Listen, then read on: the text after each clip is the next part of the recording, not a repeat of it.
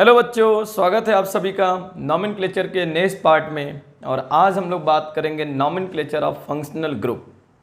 Functional group तो बहुत ढेर सारे हैं, तो नॉमेनक्लेचर का ये सीरीज भी on the basis of functional group कई पार्ट में आएगा। ठीक है, तो सबसे पहले देखेंगे भाई फंक्शनल ग्रुप होता क्या है, उसके बाद हम लोग किस फंक्शनल ग्रुप के लिए कौन सा सफिक्स यूज करेंगे और उनका स्ट्रक्चर किस तरीके से होता है। तो स्टार्ट करने से पहले आपके यहाँ पर एक चार्ट दिख रहा है, आप इसे नोट कर लीजिए। ठीक है, क्योंकि इसका बहुत काम पड़ने वाला है। चलिए स्टार्ट करते हैं वीडियो, और कॉपी पेन निकालिए और सबसे पहले हेडिंग डालिए। हेडिंग लगाइएगा IUPAC naming with functional group. भाई अब तक हमने जो भी नॉमेनक्लेचर पढ़ा था वहाँ पर अभी ये टर्म नहीं आया था, तो पहली बार इस टर्म को यूज करने जा रहे हैं। तो ये तो हो गया श्री गणेशाय नमः। ठीक, स्टार्ट। हाँ भाई, फंक्शनल ग्रुप के साथ नाम करना है तो पहले हमने बेसिक रूल क्या बताया है कि भाई आपको देखने को क्या मिलता है। एक तो मिलता है प्रीफिक्स, एक मिलता है वर्ड रूट, फिर मिलता है आपको यहाँ पर खास प्रकार का प्राइमरी सफिक्स, फिर आपको मिलता था सेकेंडरी सफिक्स। तो अभी तक सारे वीडियो लेक्चर में 5 वीडियो लेक्चर आए, हमने इसका भी यूज़ देखा, इसका भी यूज़ देखा, इसका भी यूज़ देखा, लेकिन इसका यूज़ अभी तक नहीं हुआ था। यहीं पर हम लोग यूज करेंगे। हमने बताया भी आपको कि इसको हम लोग एज अ फंक्शनल ग्रुप लिख सकते हैं। अब बात आती है कि फंक्शनल ग्रुप क्या होता है। तो देखो, फंक्शनल ग्रुप ऑर्गेनिक कंपाउंड का नेचर डिफाइन करता है। पूरे कंपाउंड का जो नेचर होता है वो डिपेंड करेगा कि कौन सा फंक्शनल ग्रुप उसके साथ अटैच है। मतलब अगर आपके पास लिखा हुआ है CH3OH, अब ये OH डिफाइन कर रहा है कि इसका नेचर अल्कोहलिक है। अगर इसमें लगा हुआ है CH3CHO, तो अब ये CHO डिफाइन कर रहा है कि इस कंपाउंड का नेचर एल्डिहाइडिक है। अगर इसमें ऐसा कुछ लगा हुआ है तो ये डिफाइन कर रहा है कि ये कंपाउंड कीटोन नेचर का है, इसका नेचर कीटोनिक है। तो ये सब डिपेंड किसके ऊपर कर रहा है? डिपेंड कर रहा है कि उसमें कौन सा फंक्शनल ग्रुप लगा हुआ है। क्लियर है बात? फंक्शनल ग्रुप क्या होगा? दिए गए कंपाउंड का नेचर डिफाइन करेगा कि किस नेचर का कंपाउंड आपका है। अच्छा, तो फंक्शनल ग्रुप ये हो गया भाई। तो कैसे कैसे यूज करेंगे, क्या क्या यूज करेंगे, आपने चार्ट के थ्रू तो लिख लिया कि कौन सा फंक्शनल ग्रुप होगा तो कौन सा आप सेकेंडरी सफिक्स यूज करोगे, और उसका स्ट्रक्चर भी देख लिया। देखो होता क्या था, मान लो अपने को क्वेश्चन दे दिया CH2, यहाँ लगा दिया Cl, CH2, CH2OH। तो देखो भाई, ये जो Cl लगा हुआ है इसका आप नाम कैसे लिखोगे? यहाँ से लिखोगे 1 2 3, इसका नाम हो जाएगा 1 क्लोरो, ठीक है, मेथ एथ प्रोप, प्रोप सिंगल बॉन्ड है तो एन, प्रोपेन, और 1 पे क्या लगा हुआ है? ऑल। ये इसका नाम हो जाएगा। यहाँ से ई हटा देते हैं क्योंकि हमने पहले बता रखा है कि जब ऐसे टर्म जुड़ेंगे तो प्रीवियस वाला टर्म क्या हो जाएगा? रिमूव हो जाएगा। तो 1 क्लोरो प्रोपेन 1 ऑल इसका नाम हुआ। तो देखो भाई, ये जो टर्म है ये आपका आएगा किसमें? प्रीफिक्स में। ये आपने जो प्रोप यूज किया ये किस में आएगा? वर्ड रूट में। ये जो आपने एन यूज किया ये किसके लिए आएगा? For single bond. Double bond होता तो क्या यूज करते भाई? यहां पर इन यूज करते। ट्रिपल बॉन्ड होता तो आइन यूज करते। ठीक है, उसके बाद ये जो ऑल आया है ये हमने यूज किया है फॉर कौन सा? Secondary suffix. सेकेंडरी सफिक्स, जिसे हम लोग बोलेंगे फंक्शनल ग्रुप। ठीक है, जो कि डिपेंड करेगा किस टाइप का फंक्शनल ग्रुप लगा हुआ है। तो देखो ये जो नॉमेनक्लेचर है हम लोग पढ़ेंगे, लेकिन उसके साथ साथ कॉमन नेमिंग भी देखते चलेंगे कंपाउंड का। तो देखो जो कॉमन नेमिंग होता है वो डिपेंड करता है एक छोटे से टर्म पे। मैं कई टाइम सोच रहा था कि वो टर्म आपको किसी न किसी वीडियो लेक्चर में बता दूंगा, बट हर टाइम पे क्या होता था वो छूट जाता था, लेकिन आज नहीं छोड़ेंगे, आज उस टर्म को भी देख लेंगे। देखो छोटी सी टर्म है, वो बात होता है डिग्री ऑफ कार्बन को लेकर के, कि डिग्री ऑफ कार्बन के बेसिस पे ज़्यादातर कॉमन नेमिंग लिखी जाती है। डिग्री ऑफ कार्बन क्या होता है भाई, तो थोड़ी सी हेडिंग लिख लेना, उसी के अंदर में सब हेडिंग बना लो कि डिग्री ऑफ कार्बन कैसे डिफाइन करते हैं। Degree of carbon and also degree of hydrogen भी बोल सकते हो, क्योंकि उस कार्बन से जो हाइड्रोजन जुड़ा होगा, जितनी डिग्री इसकी उतनी डिग्री उस हाइड्रोजन की भी होगी। ओके सर लोग, देखो एक कंपाउंड लेता हूँ, उसके थ्रू समझाता हूँ। इधर लगा हुआ है CH3, इधर लगा हुआ है CH2, यहाँ लगा हुआ है ऊपर की तरफ एक CH3, उसके बाद सर यहाँ पर लगा हुआ है एक CH, यहाँ लगा हुआ है H, अब यहाँ पर है CH2, यहाँ पर आ जाएगा CH3, यहाँ पर भी दे दिया CH3 और यहाँ पर भी दे दिया CH3। ठीक है, इस तरीके का अपने पास एक क्वेश्चन आ गया। अब बोल दिया कि आप कार्बन का डिग्री बताइए, हर एक कार्बन का डिग्री बताना है। अच्छा, तो डिग्री बताना है भाई, तो देखो यहाँ जो कार्बन है, ये इस कार्बन पकड़ते हैं, इस कार्बन को मैं बोलता हूँ प्राइमरी कार्बन। क्या बोलता हूँ? Primary carbon. प्राइमरी कार्बन क्यों बोलता हूँ?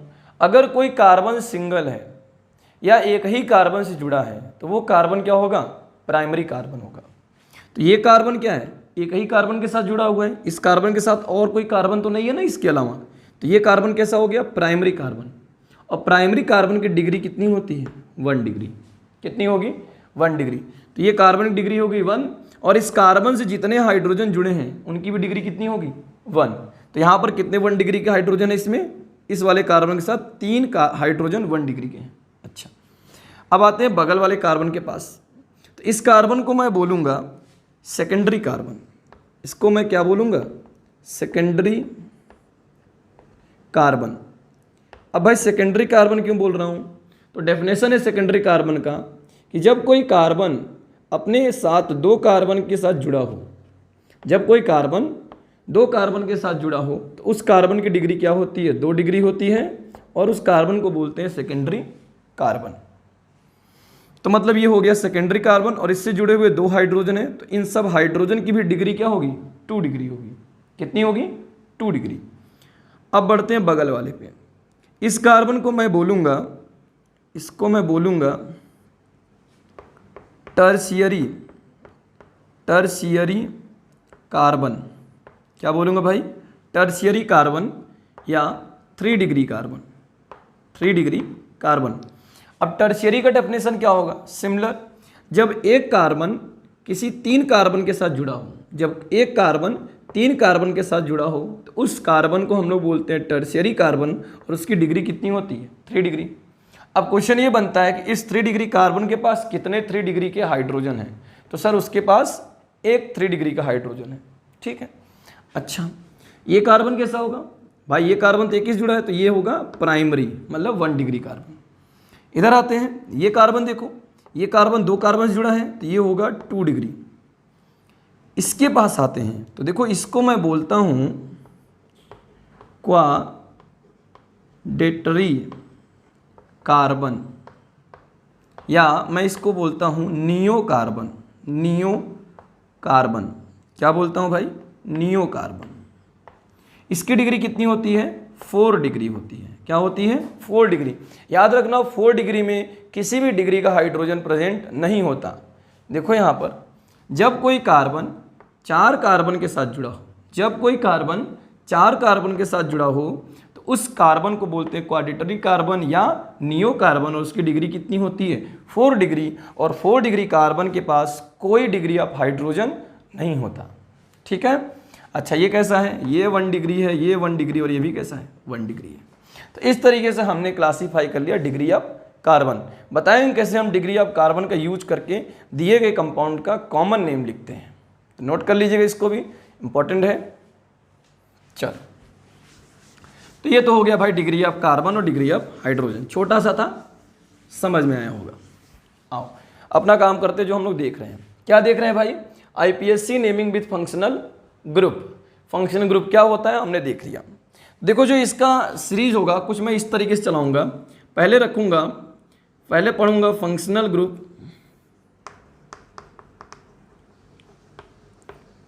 अल्कोहल का, उसके बाद हम लोग क्लियर करेंगे, इसी में हम लोग करेंगे ईथर का, अल्कोहल के बाद करेंगे ईथर, उसके बाद करेंगे एल्डिहाइड, उसके बाद करेंगे कीटोन, उसके बाद करेंगे कार्बोक्सिलिक, उसके बाद करेंगे ईस्टर, उसके बाद करेंगे अमाइन, और उसके बाद एक और लेक्चर लेकर आऊँगा कुछ और मिक्सअप फंक्शनल ग्रुप वालों का। ठीक है, तो इतने हम लोग टाइप को पढ़ेंगे और इतने में सारे टाइप के क्वेश्चन कवर कर लेंगे। ठीक है, चलो स्टार्ट करते हैं। सबसे पहले अल्कोहल के लिए किसके लिए लगाएंगे, अल्कोहल के लिए आईपीएससी नॉमेनक्लेचर फॉर अल्कोहल सबसे पहले स्टार्ट करेंगे। ठीक है, तो भाई देखो पहला स्टार्ट करने जा रहे हैं अल्कोहल के लिए। तो अल्कोहल कैसा आपको मिलेगा, ROH टाइप का लिखा होगा, ROH टाइप का लिखा होगा, ROH टाइप का लिखा होगा। अब भाई देखो इसका कॉमन नेम होगा, कॉमन नेम यूज करेंगे। इस R को क्या बोलते हैं, R को हम लोग बोलते हैं एल्किल या एल्काइल, और OH को बोलते हैं अल्कोहल। तो कॉमन नेम होगा एल्काइल अल्कोहल। जैसे R की जगह आपने रख दिया CH3 और लगा दिया OH, तो इसका नाम हो जाएगा मिथाइल अल्कोहल। कॉमन नेम क्या हो जाएगा इसका, मिथाइल अल्कोहल। C2H5 में OH लगा दिया तो इसका नाम हो जाएगा इथाइल अल्कोहल। ठीक है, C3H7 में OH लगा दिया तो इसका नाम क्या हो जाएगा, प्रोपाइल अल्कोहल। C4H9OH इसमें लगा दिया तो इसका नाम क्या हो जाएगा, ब्यूटाइल अल्कोहल।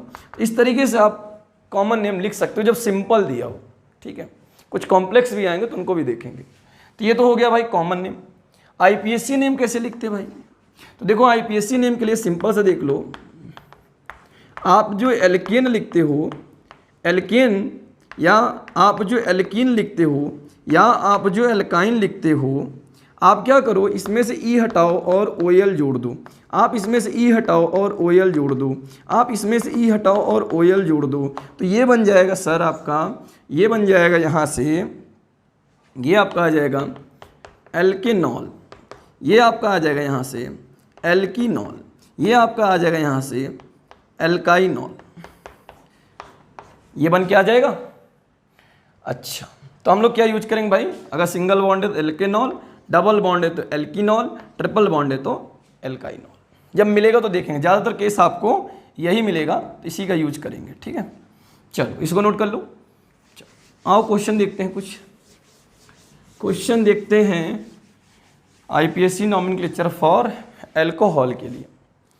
पहला क्वेश्चन तो अपने पास यही हो गया, CH3OH, तो इसका नाम हो जाएगा, एक के लिए लिखेंगे मीथेन, और मीथेन का ई हटाकर क्या जोड़ देंगे OL, तो नाम क्या हो जाएगा मेथेनॉल। क्या हो जाएगा, मेथेनॉल।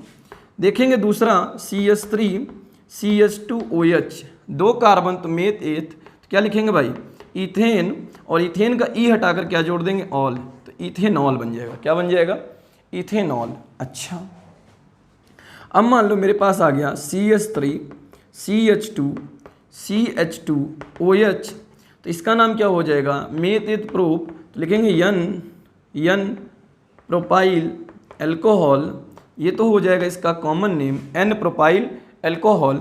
आईपीएससी नाम क्या हो जाएगा मेथ एथ प्रोप, आईपीएससी नाम हो जाएगा प्रोपेन, और ई हटा क्या जोड़ देंगे ऑल, प्रोपेनॉल। देखो फर्स्ट पोजीशन पे आप अगर पोजीशन नहीं शो कर रहे हो तो कोई दिक्कत नहीं है। अच्छा मान लो ऐसे अपने को दे दिया CH3 CH, यहाँ OH लग गया और यहाँ पर CH3 आ गया इस तरीके से।